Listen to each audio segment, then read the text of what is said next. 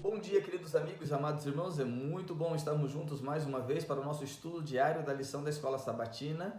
Hoje é quinta-feira, dia 21 de maio.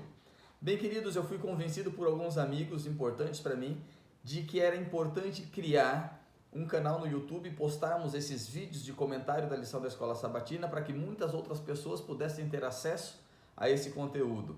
Então eu queria pedir para você não deixar de se inscrever no canal para receber todas as notificações, né? Ativa ali o sininho para receber todas as nossas publicações, para que você possa acompanhar tudo aquilo que a palavra de Deus diz para nós, né? E ajuda a divulgar para que muitas outras pessoas possam receber essa mensagem, porque será pregado o Evangelho do Reino a toda a nação, e então virá o fim.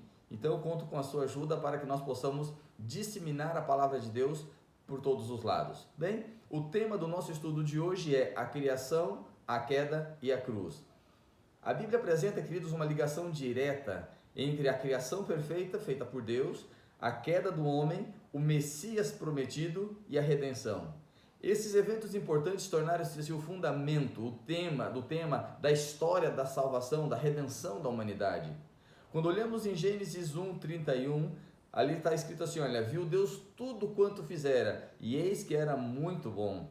Tudo que Deus criou era perfeito, não havia mácula, não havia praga na natureza, não havia maldade no coração do homem. No capítulo 2 de Gênesis, versos 15 a 17, diz assim, olha, tomou, pois, o Senhor Deus ao homem e o colocou no jardim do Éden para cultivar e o guardar. E o Senhor Deus lhe deu esta ordem, de toda a árvore do jardim comerás livremente, mas da árvore do conhecimento do bem e do mal não comerás, porque no dia em que dela comeres, certamente morrerás. Deus havia presenteado o homem um jardim perfeito, uma vida perfeita, num lugar perfeito. A criação estava completa, diz Ellen White. O Éden florescia sobre a terra, Adão e Eva tinham livre acesso à árvore da vida.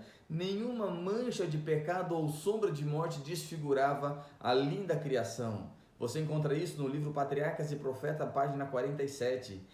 E agora Deus orienta ao homem, né? Deus orienta ao casal quanto ao perigo da desobediência. Ele dá ali todas as árvores, inclusive a árvore da vida, e ele fala assim, olha, essa árvore aqui é da ciência do bem e do mal. Essa aqui vocês não comam, porque se comer dela, certamente vai morrer. Foi a única restrição, a única proibição que o casal tinha ali naquele jardim maravilhoso. A condição de permanecer naquele lugar maravilhoso, de viver eternamente, era a obediência. Mas quando chegamos no capítulo 3 de Gênesis, do versículo 1 a 17, nós temos ali uma situação bem diferenciada. Porque agora a serpente começa o seu discurso interrogando Eva. É assim que Deus disse? Não comereis de toda a árvore do jardim? Isso está no versículo 1 do capítulo 3. Deus havia dito, olha, não coma desta árvore, porque ela vai levar você à morte. Pode comer de todas as outras. E agora Satanás chega e fala assim, olha, Deus disse para você não comer de todas as árvores. E agora Eva tenta defender Deus, ela disse, não, de jeito nenhum, eu posso comer de todas as árvores, exceto dessa, menos dessa aqui. Porque no dia em que dela eu comer, certamente vou morrer. E agora a serpente contradiz a palavra de Deus. Ele diz, certamente não morrerás. E ainda prometeu que ela seria como Deus. E agora ela foi levada a sonhar com o poder de Deus. Ela foi induzida por Lúcifer a desejar como ele, a querer o lugar de Deus. E Eva acreditou nisso, e sonhou com isso, e comeu do fruto, e não só comeu, como levou também para o seu esposo Adão. Queridos, entendam uma coisa, não devemos entrar em diálogo com o inimigo, ainda que seja assim uma tentativa de defender Deus. Entenda, querido, Deus não precisa de advogado, Deus precisa de testemunha, de alguém que mostre para o mundo que é possível sim amar a Deus acima de todas as coisas, que é possível sim sonhar com aquilo que Deus sonhou para a nossa vida. Olha só a situação, Jesus não entrou em debate com Satanás, como vemos ali no livro de Judas, no verso 9. Em vez de entrar em debate e repreender Satanás, ele diz, o Senhor te repreenda.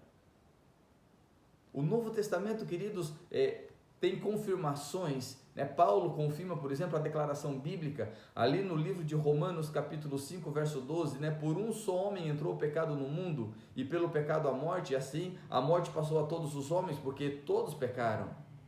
Também no capítulo 6 de Romanos, verso 23, o salário do pecado é a morte. Mas quando olhamos a perspectiva evolutiva, né, a morte, darwinista, a morte já estaria presente ao longo de milhões de anos. E se isso fosse verdade, traria assim, sérias implicações ao conteúdo bíblico. Porque se a morte já existia antes do ser humano existir, então a morte do ser humano já era uma coisa natural, não é uma consequência do pecado. Sendo assim, Cristo não precisaria ter morrido para perdoar pecado, para salvar a humanidade. Por isso eu repito, queridos, a criação, a queda e a cruz estão intimamente ligadas. O primeiro Adão está ligado ao segundo Adão.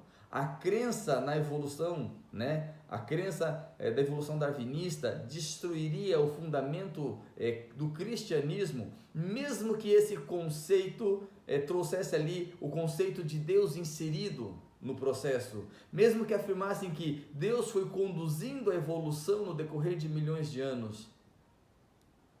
Tudo isso viria abaixo. Toda a história da redenção, o amor de Deus, o sacrifício de Cristo estaria descartado.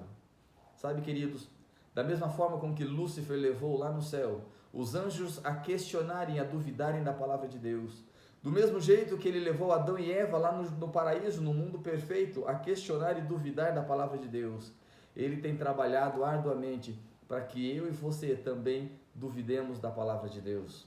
Ame a Bíblia. Confie na Bíblia, porque ela é de fato a palavra de Deus. E confiar na palavra de Deus e viver pela palavra de Deus é a única maneira segura de trilhar o caminho de volta ao lar eterno. Deus abençoe a sua vida. Deus abençoe os seus estudos. Que o Espírito Santo possa continuar iluminando você e você confiando na direção dele e na palavra de Deus. E vai ter um final feliz ao lado de Jesus. Um grande abraço e até a próxima.